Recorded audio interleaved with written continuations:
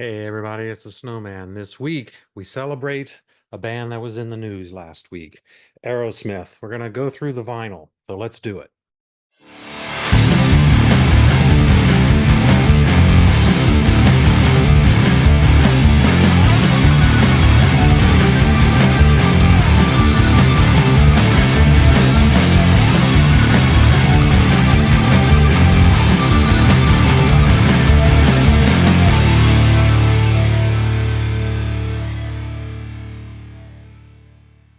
Hey everybody, it's the Snowman with TooLoud20music.com. Welcome back to the collection. Last week, I'm sure you heard that Aerosmith had decided that they were going to retire from touring as Steven Tyler's voice is just not where it used to be. And I understand that. It's kind of sad that they've come to an end, but heck, I mean, they've been together for over 50 years. I think they deserve a break. And the funny thing, I was actually last week, early in the week, I remember that they were touring. The tour was going to go on. I went online to Ticketmaster and looked up tickets here in Charlotte, but they were pricey, really pricey. So I was like, I'm all right, I'm going to hold off and I'm not going to buy them just yet. I'll wait, think about it. And lo and behold, 2 days later, they ended up canceling the tour. So I'm kind of glad I didn't buy. I would have liked to have seen them on the final tour. It would have been great. So as a tribute to them, I thought I'd pull out my Aerosmith vinyl and go through it. Now I don't have every single album on vinyl. Heck, I'm even missing the greatest hits on vinyl.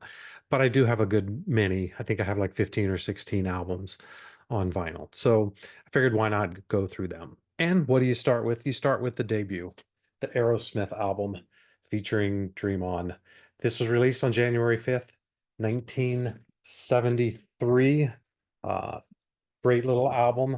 I do have, I think I have this on CD and stuff. But anyway, when I ranked my albums for Aerosmith, I think I put this one at number five. Yeah, the production's not the best, but the songs are there. And then you got the dual guitar of Perry and Whitford. I mean, they're just phenomenal together. The bluesiness of the songs, the roughness of everything. It was just a raw, great album. And you have, Walking the Dog, Mama Kin, and probably one of my all-time favorite songs, Dream On. That one and Sweet Emotions are probably my two favorite Aerosmith albums. So great start, debut from 1973. And from there, I mean, they put out albums pretty regularly. I mean, they were doing one a year.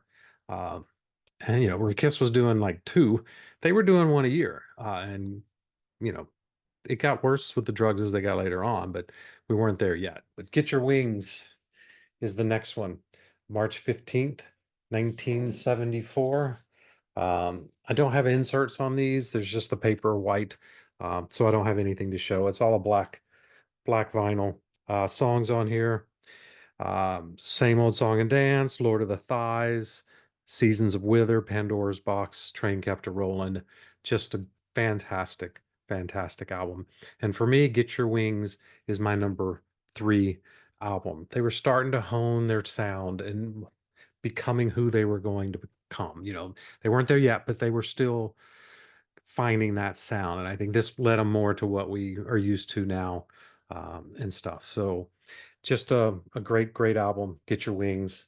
So give that one a try if you haven't. Then we're going to go to the third album. It was April 8th, 1975. And we have Toys in the Attic. This one's in rough shape. You can see the ring around it, stuff. But this is another great album. This to me is where they became the Aerosmith that we loved. This was my number one pick when I did rank the albums. It's the benchmark now. From this album on, this is how I rank or rate every single album, is how they compare to this one. Uh, you've got songs, Sweet Emotion, Walk This Way, Big 10 Inch, Toys in the Attic. There's just so many good songs. And then the creativity of one like You See Me Crying, just phenomenal songs. This to me, I heard this when my brothers, I'm sure had this because I remember hearing Toys in the Attic a lot when I was younger. Um, and so that was kind of how I got into the band and stuff, was through my brothers. So yeah, Toys in the Attic, definitely probably my favorite album of theirs. It doesn't get any better than that. Uh, then we're off to 1976, and on May 14th, we get Rocks. Nice album cover. I like this. Um, I have the inserts for this one. Um, Lots of pictures of the guys. I love this picture back here. Uh, just a great insert on that one. This one, where did I put this one? I'm trying to remember where I put this one. Um, oh, this was my number two. So yeah, I mean, this is the era I really loved of the band. There was a rawness to it, some energy. The vibe of this one was just really good. Um, Producer was Jack Douglas. I think he captured the band in the way they really are. So yeah, just a solid album. Back in the Saddle, Nobody's Fault, uh, Licking a Promise, Rats in the Cellar, Last Child, just so many really great songs. So yeah, get Toys in the Attic and go get yourself Rocks. Uh, Definitely recommend that. Then by this point, the drugs were really kicking in with these guys. I mean, they'd always been doing them. If you read Steven Tyler's book, they did a lot of drugs. But I think now it was starting to really impact them. So 1977, December 9th, we get Draw the Line. Um, I do like that cover. Great drawing of the band, very obscure look at them. But this one is not one of my favorite albums by them. I mean, I rate it pretty far down. It's probably my 10th. It does make top 10. Um, but I think the songs just weren't there. The first half of the album is fantastic. Critical Mass, Bright Light Fright. Uh, Back half, I mean, it does have Kings and Queens, which is phenomenal, but it starts to lose me a little bit on the back half. Yeah, not their best, but still, it made my top 10. So Draw the Line from 1977. Um, that's a good one. Then we got, in that time between that one and the next album, we got their first live album. And this is Bootleg. Um, I love how they made it look like a bootleg. You got the drink rings over here, like someone to put their drink on it. You got a great gatefold. Um, and if not that one enough, you got some pictures of the band on the inner sleeves. Um, and some more on this one. Um, but this was, the 70s were massive for live albums. Peter Frampton, Kiss. I mean, everybody had live albums, Cheap Trick and stuff. Aerosmith, though, this was one of my all-time favorite live albums. It's got all the hits on here that you would want, and it's just fantastic. You get to hear them in their element, and I thought it was a smart move to put out a live album. I mean, heck, everybody was doing it. It was what, 1978. I mean, everybody was having live albums and stuff. Um, but then, so it was. I guess the drugs were bad. It took them 2 years before the next studio album, and at that point, November 16th, we got Night in the Ruts. Um, and that back picture is, or actually all the pictures, it's just really bad. Having that, yeah, it's just not a good look. This one was my number 13th on the rankings when I did that one. Remember Walking in the Sand is good. Um, but things were bad. There are only 9 songs on the album. 3 of them are covers. So they were only able to come up with 6 songs. And this is after 2 years. So things were not really good. Wasn't that inspiring of an album. It's kind of forgettable. I did give it like a 2.5. So there are a couple good songs on here, but it's not what we liked. Um, I do have the insert, and it's just as bad. Don't get the cover and that stuff, but I do like the fact you can order away. Got the order form here, so you can order some merch. I doubt any of that still works, uh, but you can get the albums. You can get the t-shirts are great. Um, so yeah, kind of cool to still have that intact. and stuff. So that is Night in the Ruts. They'd had better. Then it was several years before we got another album. It was not until August 1st, 1982, we got Rock in a Hard Place. Uh, Great shots of the band on the back. Um, I've got the insert for here as well. Um, some good stuff there. This one, I liked it a little bit better. Um, Trying to think where I'm trying to pull it up real quick. This was my number 9. Um, it did have some really good songs. Lightning Strikes. I remember seeing that video on MTV. Um, they they looked rough in that video. But it was good. Lightning Strike, Jailbait, some good songs on here. Back half again, not as strong as the front half.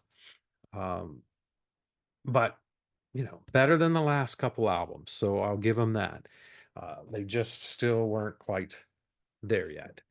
Uh, so now after that, I did, by this time, we're talking what, 1985. So I was really into music at this time. I was in high school, finding albums on my own, and I bought my very first Aerosmith album.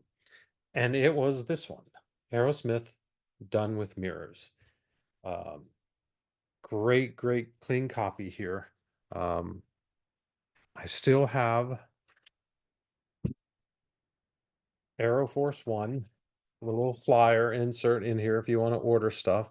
That was still in there, and it still has the insert, which this is a weird insert. So you have to turn it like this, but the album comes out, so you have to be very careful.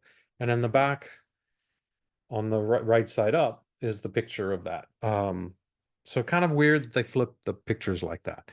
But this album, I do have a very soft spot for this album. It is my number 7, and it's because it was my first album. Yeah, it's not great, but there's just this rawness about it that I really, really, really do love. Ted Templeman was the producer. He did what best he could in the situation that he had. So Let the Music Do the Talking was the big song on here. Um, just I like it. I can't help it. I do think it's worth checking out. I mean, heck, I put it where I did. I mean, what did I put? Number 7. So I think it's pretty good.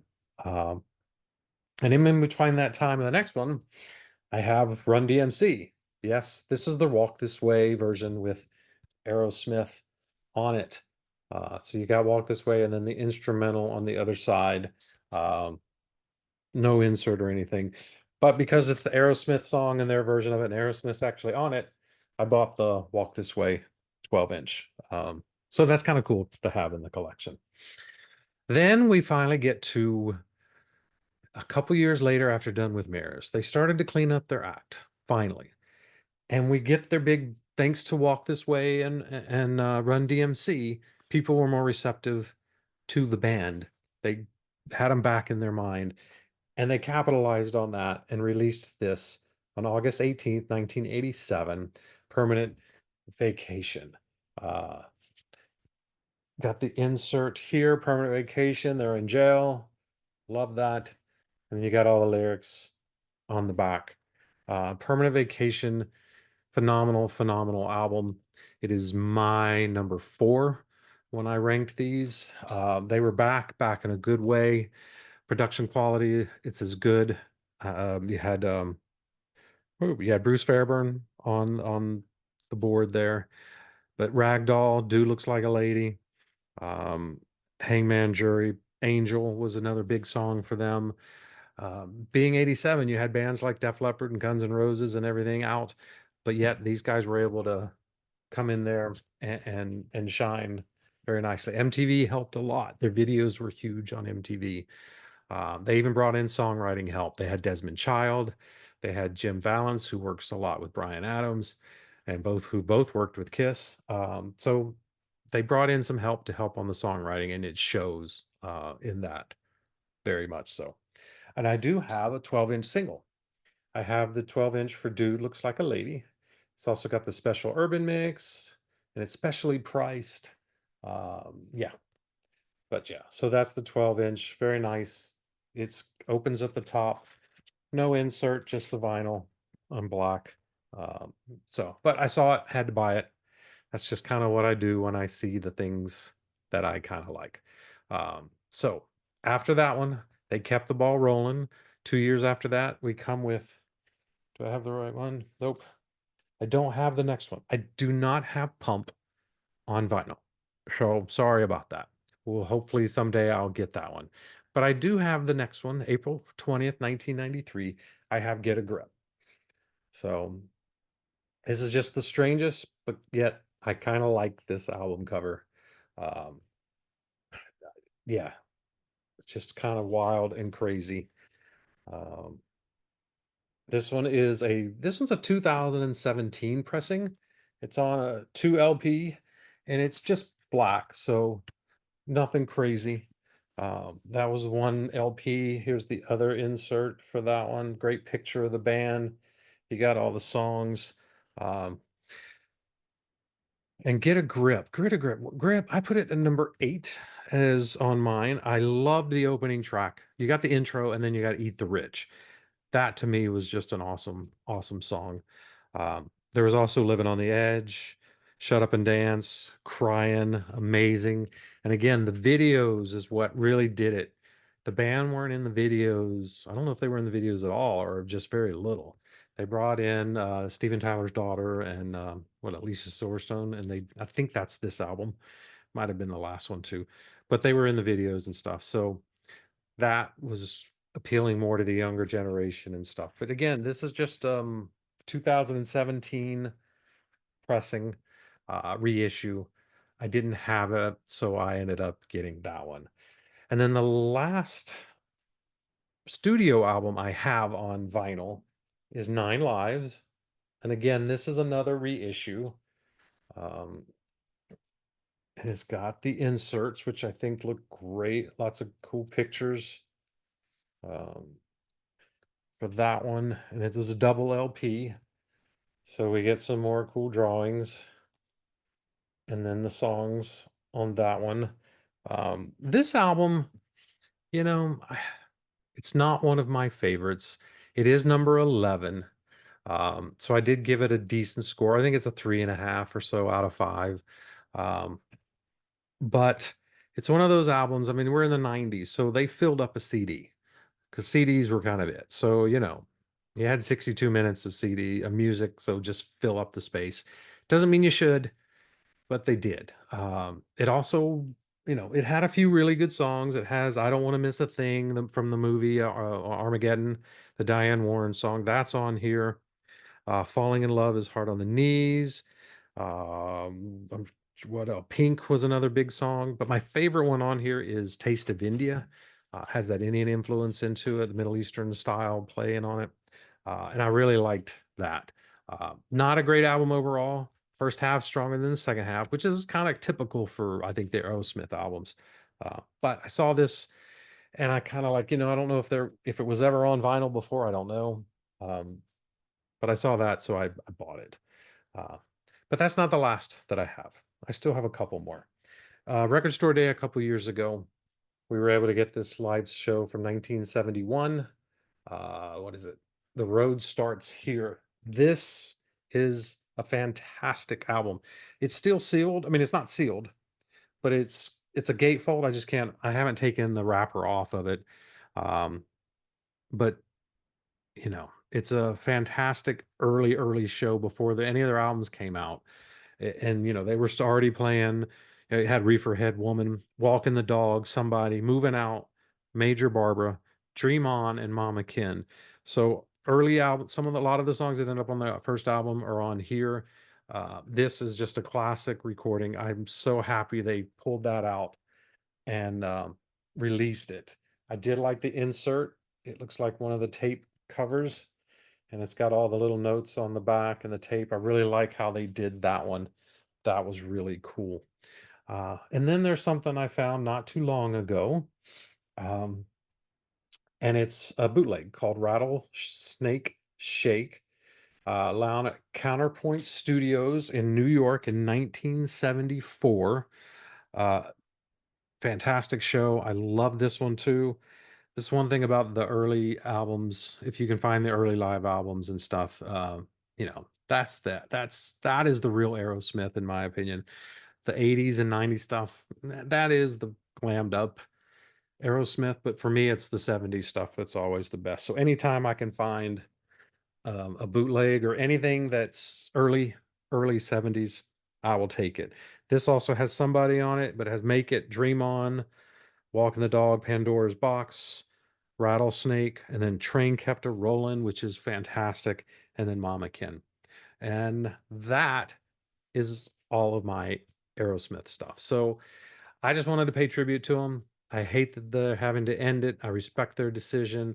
If anyone deserves to be retired, they do. 50 years of tremendous music. I'm so glad they got a second chance in the 80s and 90s and are still around. And hopefully they'll still pull out some stuff. His voice isn't ready for the road, but maybe for studio they can still make it work. But that's my Aerosmith stuff. So thanks for hanging around. Please click like, hit subscribe. Leave a comment. We'll get back with you. Check out the website, tooloudtoooldmusic.com. And thanks for showing up. And we'll talk to you next time on The Collection.